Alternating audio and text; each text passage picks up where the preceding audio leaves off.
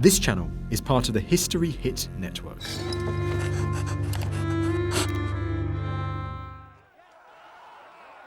On the 28th of June 1381, during the 4th year of the reign of King Richard II, the last courageous remnants of an army of simple peasants met its sad end. They had been forced into open rebellion against the king by the imposition of the pernicious poll tax. Now, only 3 weeks later, they had been slaughtered by the king's army, and their dreams of justice lay shattered with the broken bodies in the fields of Billericay. The Peasants' Revolt was over.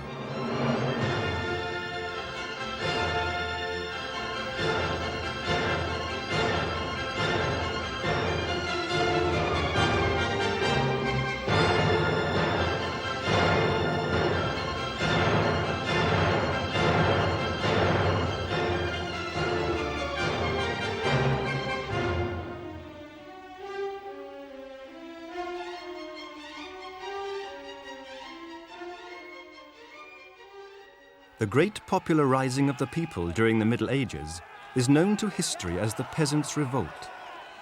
This name, though not strictly accurate, captures perfectly the spirit of the rebellion, for it was an explosion of public rage against unfair, overbearing authority and unjust suppressive laws.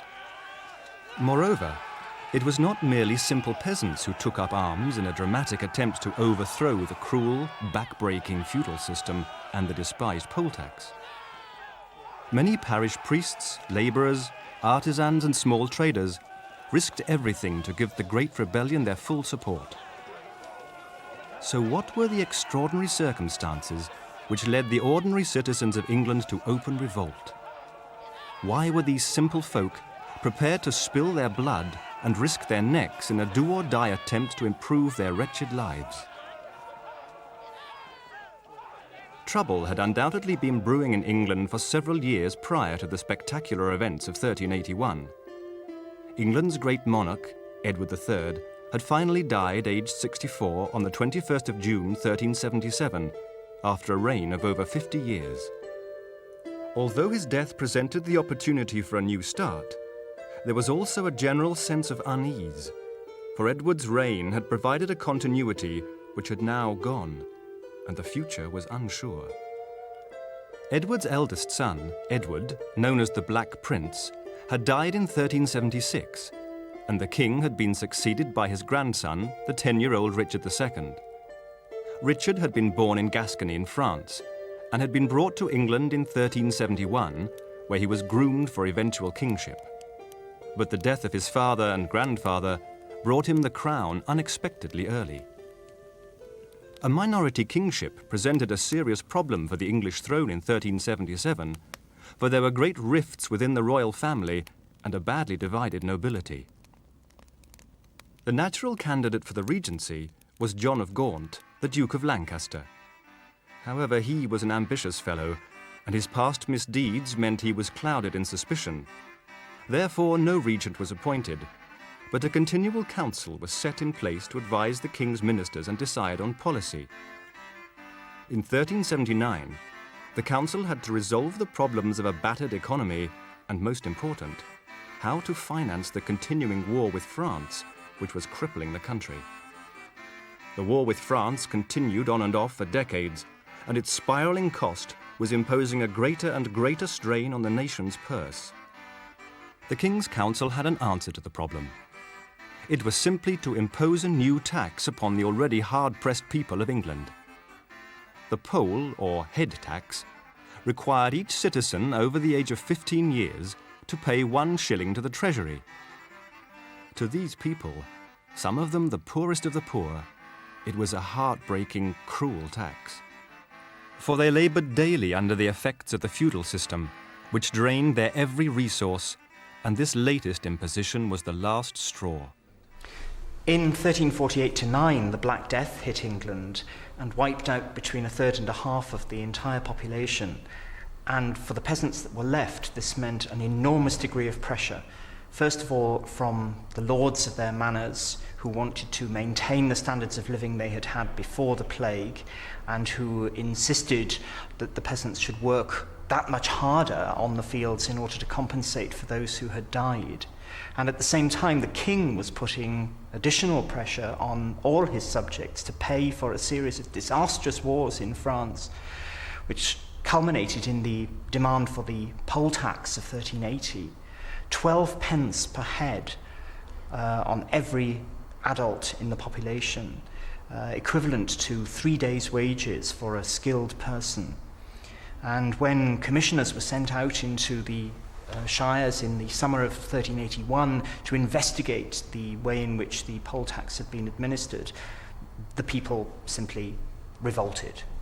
History Hit is an award-winning streaming platform built by history fans for history fans. Enjoy our rich library of documentaries covering key events and locations of the medieval period. History Hit's medieval offering features leading historians such as Dan Jones, Eleanor Janega, and Kat Jarman. Not only that, but we've a rich library of audio documentaries covering every period of history through our network of podcasts. Sign up now for a free trial, and Chronicle fans get 50% off their first 3 months. Just be sure to use the code Chronicle at checkout. The feudal system had been introduced into England by the Normans after their conquest of the country in 1066.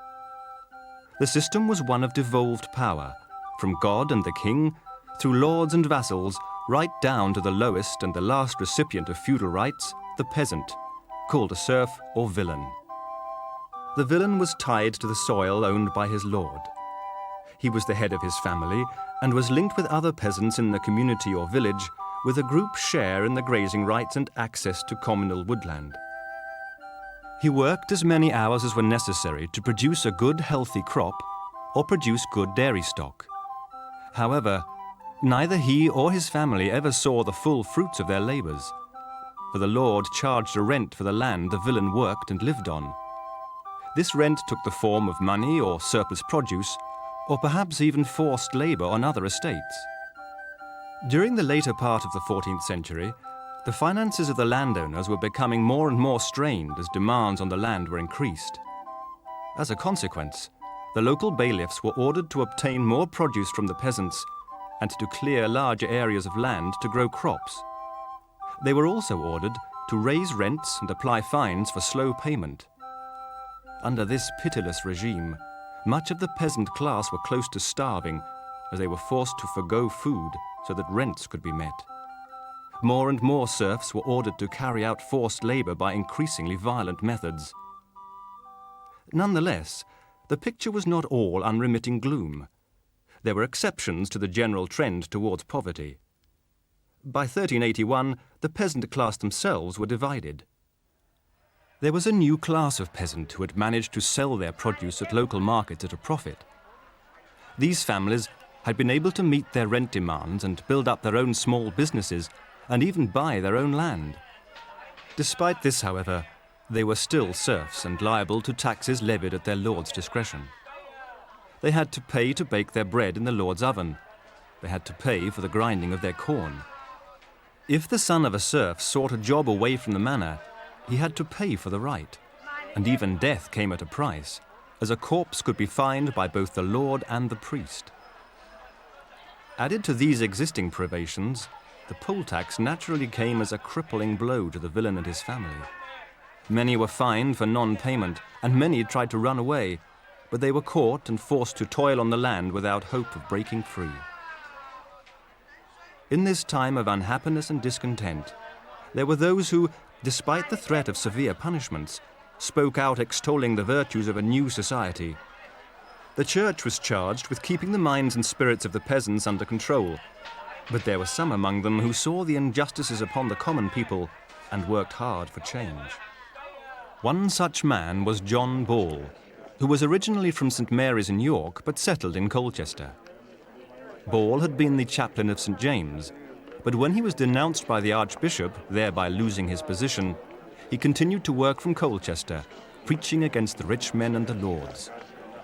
He attacked tithes and serfdom, assuring the peasantry that it was possible to bring about a different and better world. By the time the Peasants Revolt broke out, John Ball already had a long career as a radical preacher in the home counties area. And his popularity with his audiences had already got him into a lot of trouble with church authorities during the 1360s and the 70s, and he had been in and out of prison several times as a result of the radical nature of his teachings. At the time that the rebels rose in Kent, he was actually imprisoned by the Archbishop of Canterbury in Maidstone, and they released him from there. He then marched to Blackheath with the rebels of Kent and preached there a very remarkable and radical sermon, which undoubtedly fired the people present and encouraged them on to take the City of London itself. In 1366, Archbishop Langham excommunicated Ball, and in April 1381 he was imprisoned upon the orders of Archbishop Sudbury. But the words and letters of John Ball were instrumental in fueling the defiance of the people. One contemporary chronicle tells of a sermon Ball gave in the marketplace in Kent. "My good friends, matters cannot go well in England until all be held in common. When there shall be neither vassals nor lords, when the lords shall be no more masters than ourselves. How ill they behave to us! For what reason do they hold us in bondage? Are we not all descended from the same parents, Adam and Eve? And what can they show, or what reason can they give, why they should be more masters than ourselves? They are clothed in velvet and rich stuffs, ornamented with ermine and other furs, while we are forced to wear poor clothing. They have wine, spices and fine bread, while we have only rye. And when we drink, it must be water. They have handsome seats and manners, while we must brave the wind and the rain in our labours in the fields. And it is by our labours that they have the wherewithal to support their pomp. We are called slaves. And if we do not perform our service, we are beaten, and we have no sovereign to whom we can complain.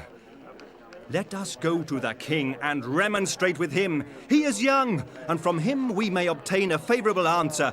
And if not, we must ourselves seek to amend the conditions." Despite the tangible unrest which gripped the country, the government seemed completely unaware of the implications of imposing the poll tax and concerned themselves only with raising the required revenue. It was upon receipt of the first poll tax returns that they received their first inkling that all was not well, for the document made interesting reading. Apparently, the population of England had fallen by over 500,000 people in only 5 years. The tax was levied on single people over the age of 15, and married couples paid only one tax. By all accounts, the country now seemed to consist entirely of married men and women with children under the age of 15. Obviously, falsified returns had been received in their thousands. The treasurer, Robert Hales, was, however, singularly unamused. Recognizing an attempt to defraud the government on a mass scale, he took the figures to the council. They lost no time in obtaining the king's permission to set about revising the returns. Another small step on the road to open revolt had been taken. It was in the spring of 1381 that a commissioner of the poll tax, Thomas Bampton, left London and made his way to Brentwood in Essex. His task was simply to revise the taxation returns that were suspected of being falsified. To help him in his work, Bampton had with him a clerk and a sergeant-at-arms, and he certainly had no inkling of the danger that lay ahead. Throughout England, other commissioners were hard at work, revising poll tax returns on the orders of the King's Council. Bampton began his inquiry on the 30th of May by ordering the folk of the marshland villages of Fobbing, Corringham and Stanford-le-Hope to appear before him at Brentwood. The peasants and the fishermen of Fobbing certainly turned up in great numbers, but not with their caps in hand. Unfortunately for Bampton, they came bearing weapons, flatly refusing to pay a penny more in taxation. In fact, their spokesman, Thomas Baker, was so defiant that Bampton commanded his sergeants to arrest him. almost at once, the furious villagers turned on the official party, beating them with sticks and throwing mud and stones at them to drive them out of Brentwood. Bampton, the steward of a powerful lord, was utterly astounded at such savage treatment. He returned without delay to London to report to the King's Council. But even then, the councillors were unable to grasp the strength of the general anger against the poll tax. Arrogantly, they decided that the riot was merely an isolated incident, which would be dealt with ruthlessly as an example to other malcontents. And so Sir Robert Belknap, the Chief Justice of the Common Pleas, was sent to root out and punish the rioters of Brentwood. However, the men of Fobbing and Corringham had not been idle. For them there was no turning back. The call to arms was sounded, and men from all around began to sharpen their axes and knives, their scythes and their spears in preparation for the fight. Large groups of men collected at Brentwood, Baddow and Colchester. These determined bands quickly organized themselves, taking experienced soldiers or local officials as their leaders. As the men mustered, messengers were sent into the countryside of southern Essex with a rallying cry. The time for action had come. The Peasants' Revolt had truly begun. Messages were received from London and Kent, offering their support in the fight against the King's Council and the officials trying to collect the hated poll tax. Indeed, the news of the rising in Essex was so well received that the men of Kent were already beginning to arm themselves. Of course, the unfortunate Belknap arrived in Brentwood with his retainers and his clerks, blissfully unaware of the angry reception that awaited him. He was instantly seized by the incensed mob, and his soldiers were disarmed and badly beaten. Now, in fear of his life, he swore upon the Bible that he would never hold legal sessions in respect of the poll tax again. Satisfied by this official capitulation, the rioters allowed the terrified Belknap to slink back to London unharmed. News of the events at Brentwood spread like wildfire throughout Essex. Now, in the fields and lanes, the marketplaces and the churchyards, local leaders whipped the peasantry into a rebellious frenzy against the poll tax. United in their determination to refuse the tax and brandishing their makeshift weapons, they attacked their landlords and the tax collectors. Now, with their blood up, the Kentish rebels marched to Rochester, where they joined up with a group of rebels from Gravesend. These men were protesting loudly at the imprisonment in Rochester Castle of one of their own townsmen, a man called Robert Belling. They were determined to free the imprisoned man. This was not an easy task, however, for Rochester Castle was under the command of the formidable Sir John Newton, who had absolutely no intention of releasing any prisoner to a lawless mob of commoners. With Newton was a garrison of trained and armed men, whom he believed would do him justice as he planned the defence of the castle. So it was that on the 6th of June, the rebel army formed up into companies according to their plan of battle and waited for the order to attack.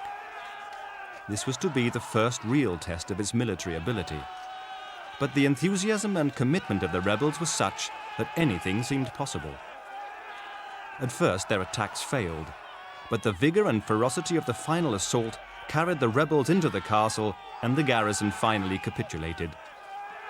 Once inside the castle, they broke open the dungeons, releasing all prisoners, including Robert Belling, and plundered the castle for what booty they could find.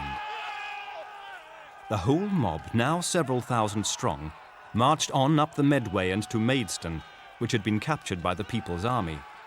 All along the route, the rebels destroyed their hated tax records. The revolt was now unstoppable, and so the rebels chose to make Maidstone their headquarters. It was here that the rebels held a meeting to elect an overall commander of their army. The man they chose was to become synonymous with the Peasants' Revolt. His name was Wat Tyler, and he became the official leader of the rebel army on the 7th of June 1381. There is little doubt that Tyler was a strong and charismatic figure who captivated the rebels in the makeshift army.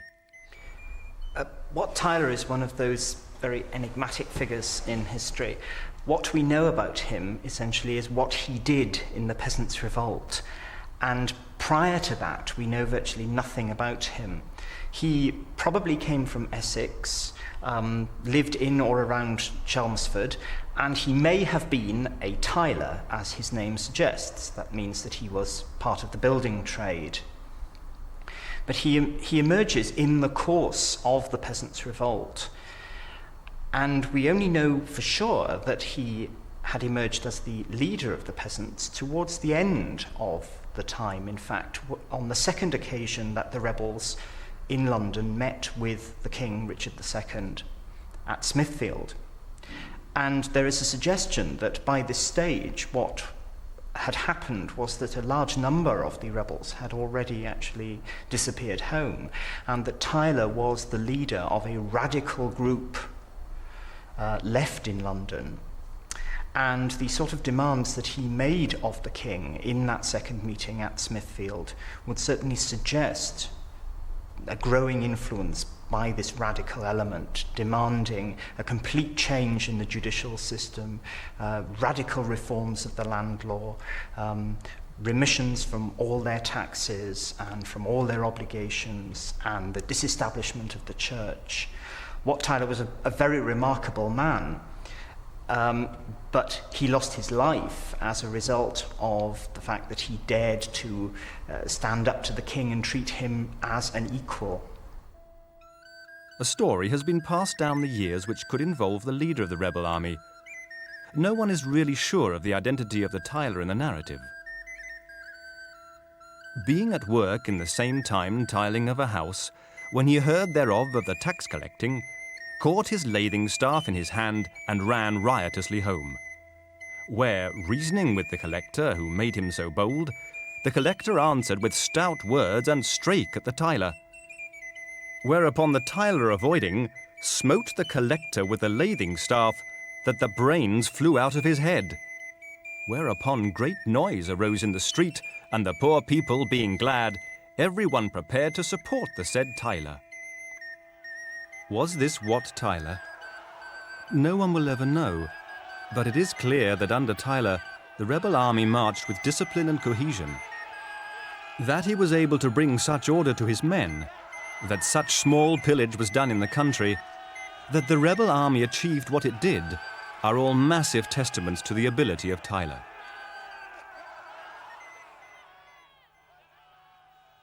The course of events over the next few days are recorded perfectly by the anonymous Chronicle of St. Mary's in York. And on the Monday next, after Trinity Sunday, they came to Canterbury before the hour of noon.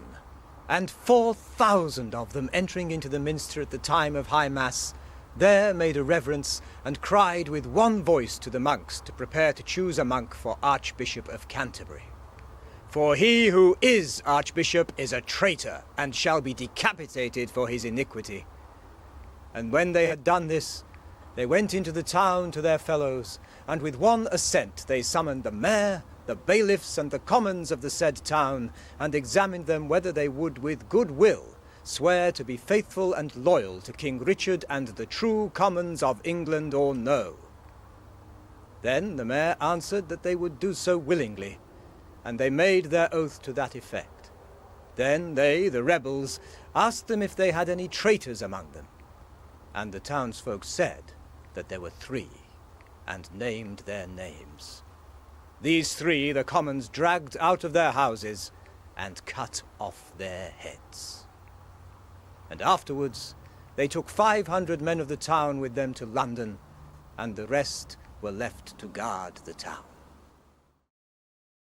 On the 11th and 12th of June, the rebel army marched to the outskirts of London, gathering more and more willing recruits as they went. As they neared the city, there was an unexpected and dramatic meeting with the king's mother, Joan of Kent, the widow of the Black Prince, who had been with a retinue on a pilgrimage to the Kentish shrines. She was now hurrying back to the safety of the strong walls of the Tower of London.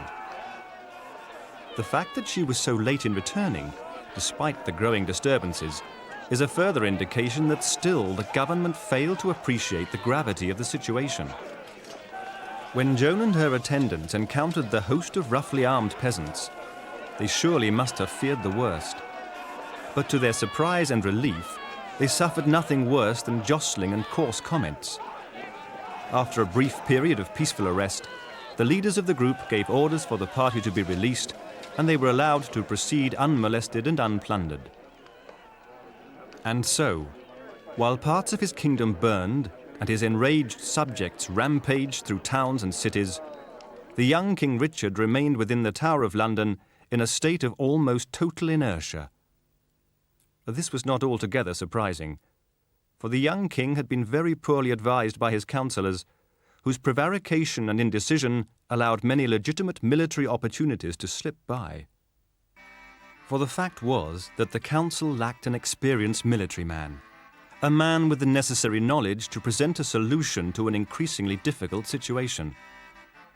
John of Gaunt, whose advice would have been invaluable, was away in Edinburgh. Edmund of Cambridge had recently sailed to Portugal, and Richard's uncle, Thomas of Woodstock, was lying idle in the Welsh marshes. The King's Council was comprised of men such as Archbishop Sudbury, who actually asked to be released from his duties when he was informed that the rebels were marching on London, and Hales, the treasurer, who could offer only words of hatred for the peasants as his contribution towards a solution to the crisis. During the early years of his reign, Richard II had had a series of regency councils appointed for him by Parliament, but the last of those had been dissolved the year before the Peasants Revolt, and so far as we know, Richard, although he was only 14 at the time, was already ruling in his own full authority. But it's also quite clear that those who rose up against his government in 1381 were very well aware of who the important individuals were within his government and his council. The person that they hated most undoubtedly was his uncle, John of Gaunt. And had John of Gaunt been present in London in 1381, it's quite possible that he would have lost his life. But fortunately for him, he was away dealing with matters in the north of England. Therefore, it was the members of the King's administration who became the real focus for the rebels and their hatred in the summer of 1381. Particularly the King's two chief ministers, Simon Sudbury, the Archbishop of Canterbury, and the Chancellor, the top man in the government, and Robert Hales, the Treasurer, the man in charge of finance, the man, therefore, in charge of the poll tax. The way in which the rebels were able to storm the Tower of London and remove these men by force and put them to death on Tower Hill indicates the kind of paralysis that had developed in the court and the council at this moment of crisis, and the way in which, in effect, the rebels had actually taken command of the nation. Despite this, the council did eventually manage to take some action by deciding not to send reinforcements to garrisons in Brittany.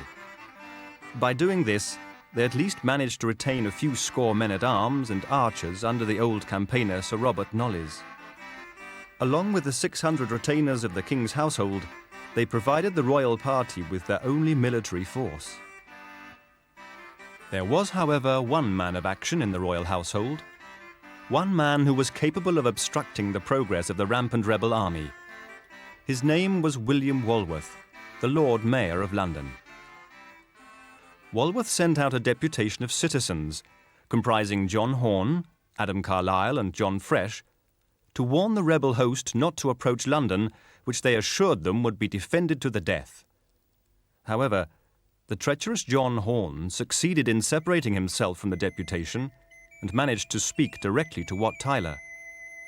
He told him to disregard the deputation's threat and to advance on London with all speed, where he would find the people of London ready to support the rebellion.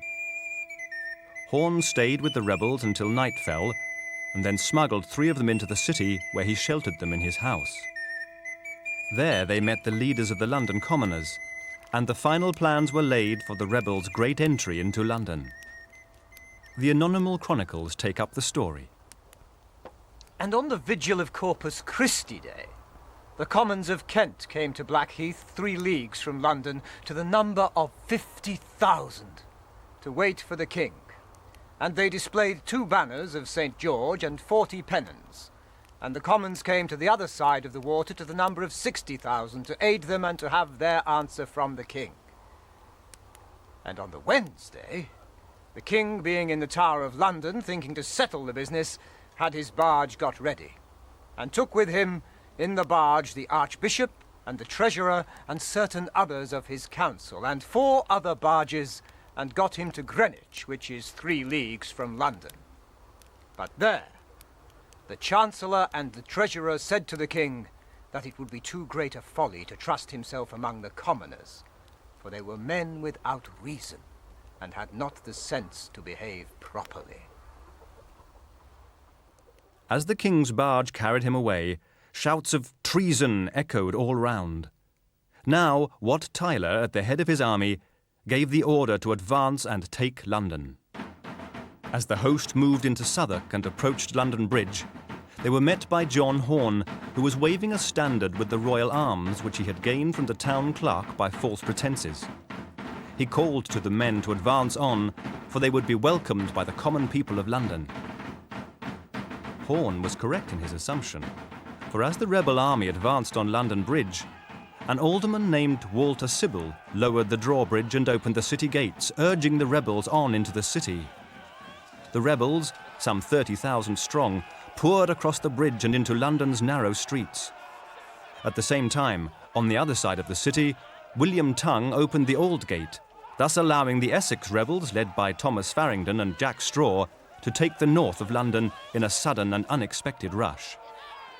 Despite the speed of the assault and the high state of excitement of the men, there was no unnecessary damage or plundering, exactly as Tyler had ordered.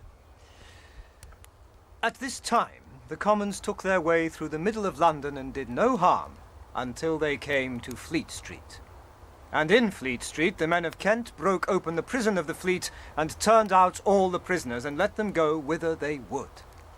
And they went to the temple to destroy the tenants of the said temple, and they cast the houses to the ground and threw off all the tiles and left the roofing in a bad way. And then they went toward the Savoy, and set fire to divers houses of unpopular persons on the western side. And at last they came to the Savoy and broke open the gates and entered into the place. They took all the torches they could find, and burnt all the sheets and coverlets and beds and headboards of great worth, for their value was estimated at 1,000 marks. And they burnt the hall and the chambers and all the buildings within the gates of the said manor. And it is said they found 3 barrels of gunpowder, and thought it was silver, and cast into the fire, and the powder exploded and set the hall a greater blaze, to the great loss of the Duke of Lancaster. Clearly, the King's Council now found itself in an impossible situation. It was the Earl of Salisbury who suggested that the king should attempt to appease the rebels by promising them exactly what they wanted, but that the promises should be made falsely. After much discussion within the council, this plan of action was agreed, and the king sent word into the street that the peasants' demands for justice would be considered and that they should return to their homes. Understandably, this message was met with total scorn, and the peasants shouted back their reply, calling for freedom from servitude, a pardon for all rebels, freedom to trade, and the right to own land at fixed prices. In addition, the mob demanded that traitorous members of the government be handed over to them for execution.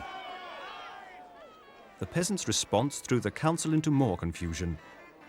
They were now fully aware of the fate that would await them should the rebellion succeed.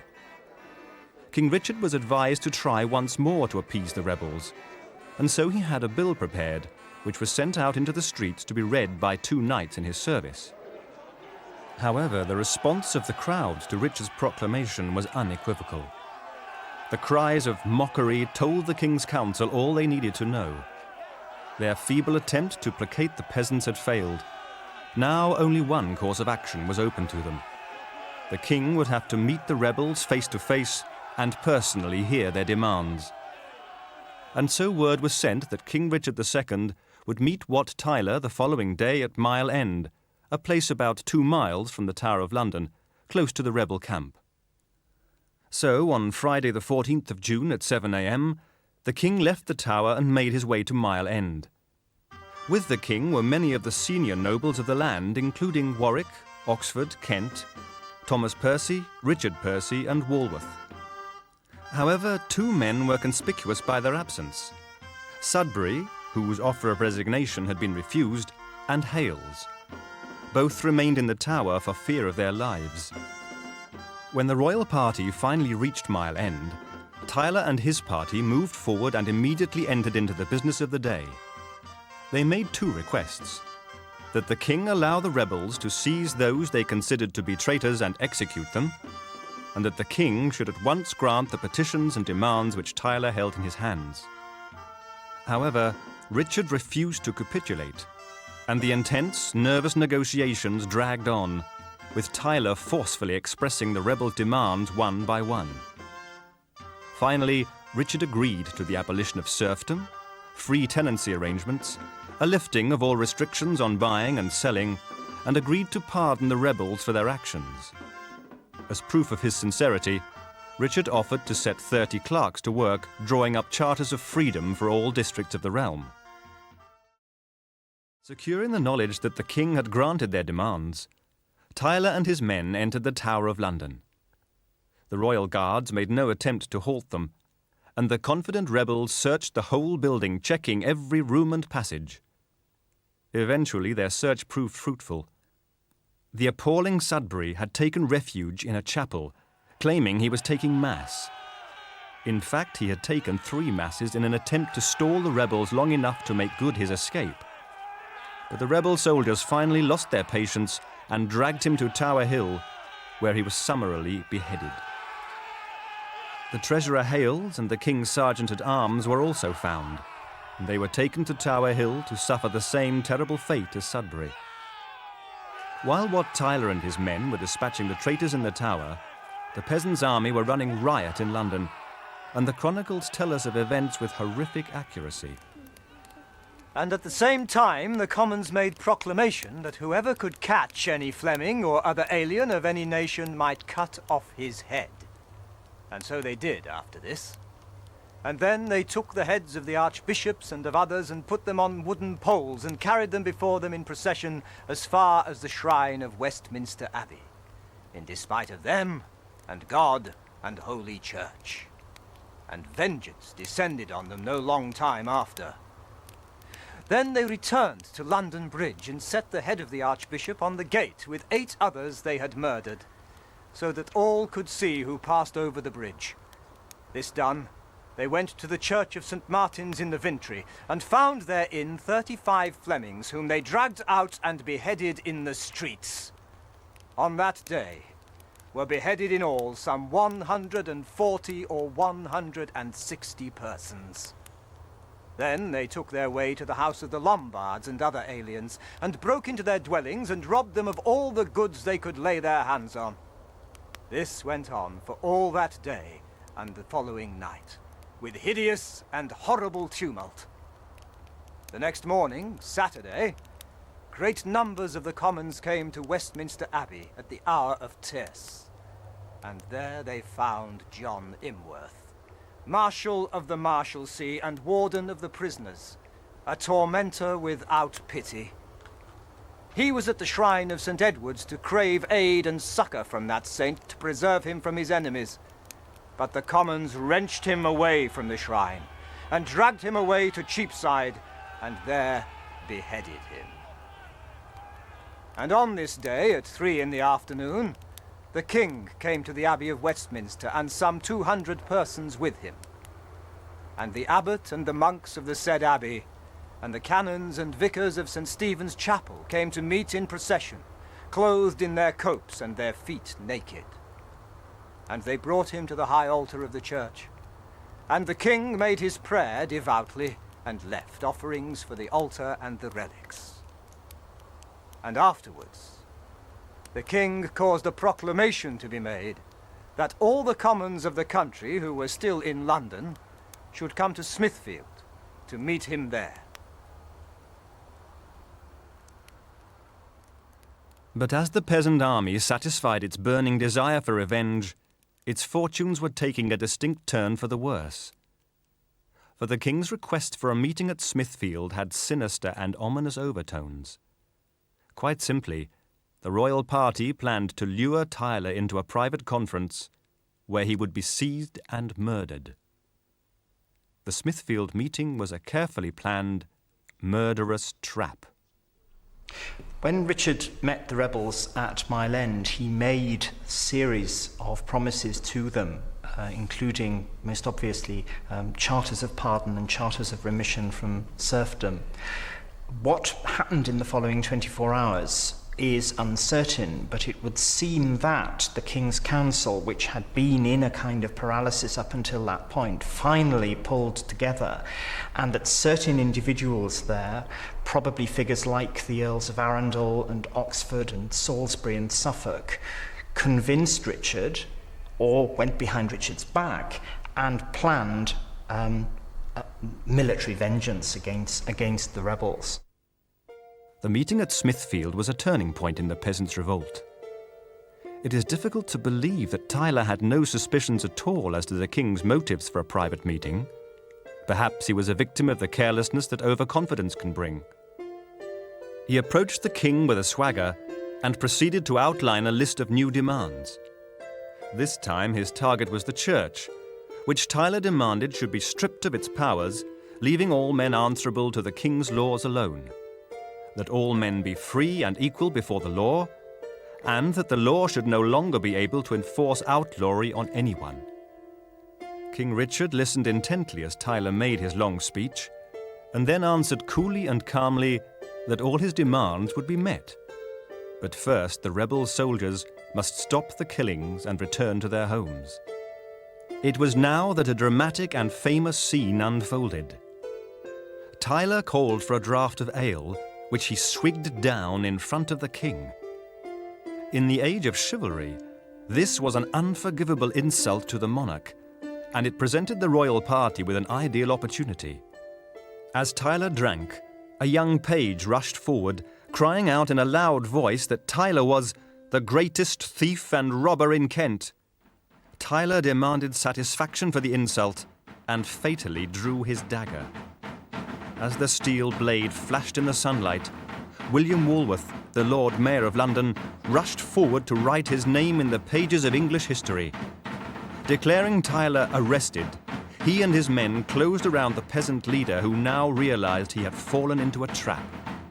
For Tyler, the end had come and he was struck down by swords and daggers, his mutilated body falling only 40 paces from the king. The rebel army, waiting for their leader to return, grew suspicious. Now the king played his key part in the plan by approaching the rebel army and crying out that Tyler had been knighted for his deeds. He ordered the army to march to St. John's Fields, where Tyler would meet them.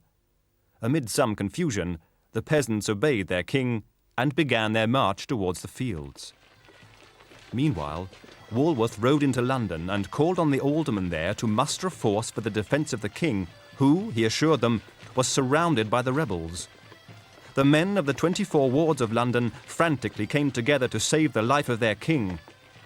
Before long, the royalist army had mustered some 3,000 troops who were placed under the command of Sir Robert Knollys.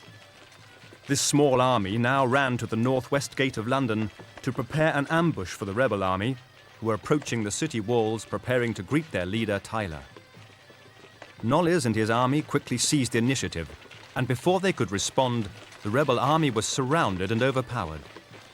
The frightened and confused peasants could only watch in horror as the Lord Mayor, Walworth, rode towards them in triumph, brandishing the head of Wat Tyler. Triumph had quickly turned into disaster. With their revered leader dead, morale and resolve in the peasant army wilted visibly.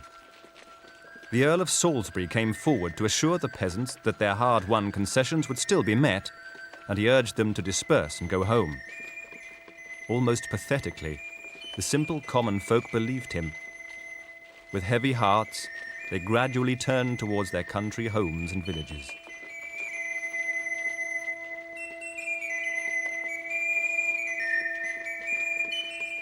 With the threat to London and to the king diminished, the royal army quickly regained control of the city and reprisals began almost immediately.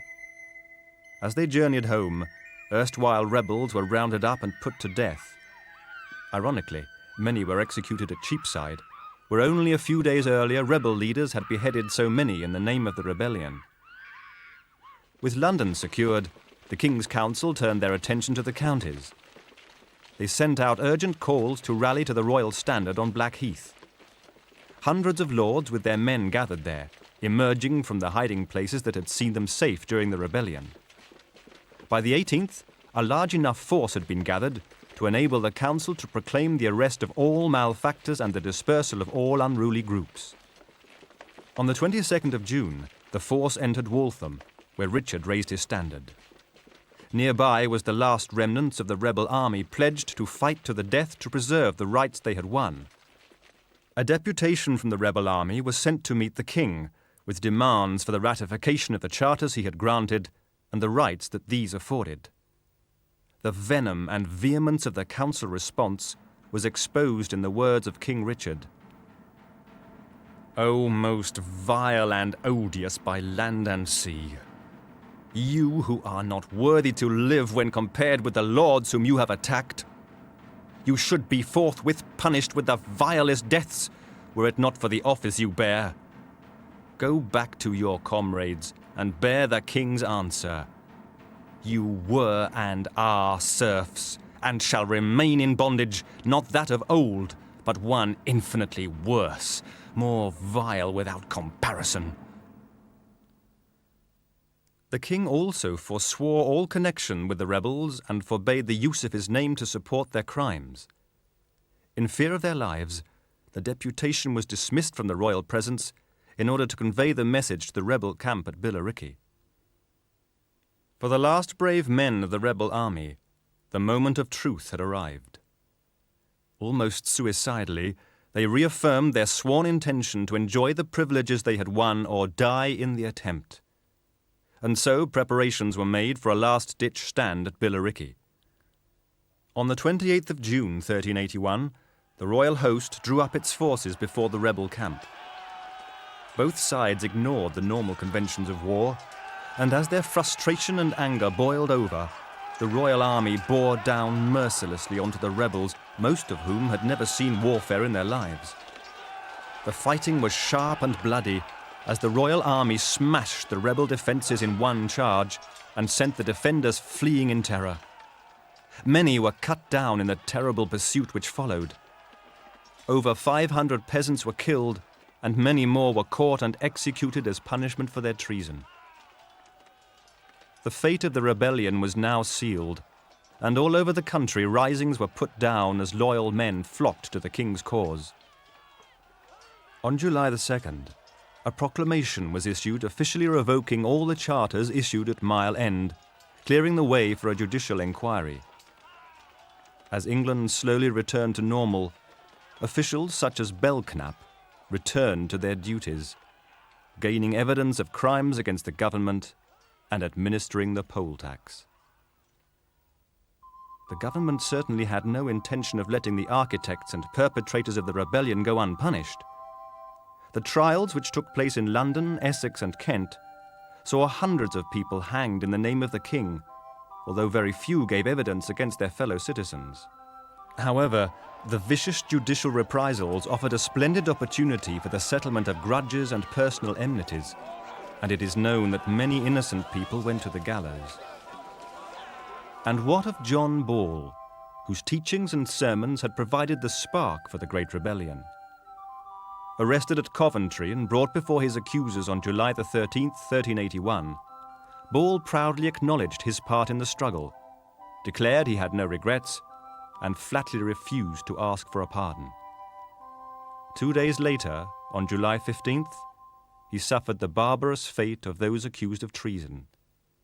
He was hung, drawn and quartered, and his dismembered body sent to the four corners of England. At last, on the 30th of August, King Richard issued a proclamation deferring judgment of offenders to their local courts, and the reign of judicial terror was at an end. The Peasants' Revolt was a unique event, and nothing of the same dimensions occurred at any other time in the Middle Ages. And because of that, it's really quite difficult to establish what its consequences really were. It's often been suggested that the only real result of the Peasants' Revolt was the abandonment of the poll tax. But in a longer and perhaps an accidental or incidental sense, the century after the Peasants' Revolt did in fact see many of the demands of the rebels in 1381 becoming a reality, most obviously as a result of the great change in the social and economic structure during that period. The conditions of life of ordinary people in England improved enormously. The Peasants' Revolt had been crushed by a combination of duplicity, treachery, and superior force. For a few brief, glorious days, Wat Tyler and his army of commoners had bathed in the warm glow of new hope. Now the dream had gone. Villains returned to break their backs on the land, and heartless lords and poor government once more thrived in English society. But although the rebellion had failed, King Richard's unhappy reign was constantly blighted by the seething discontent of his subjects. So it was that the spirit of the great Peasants' Revolt of 1381 lived on.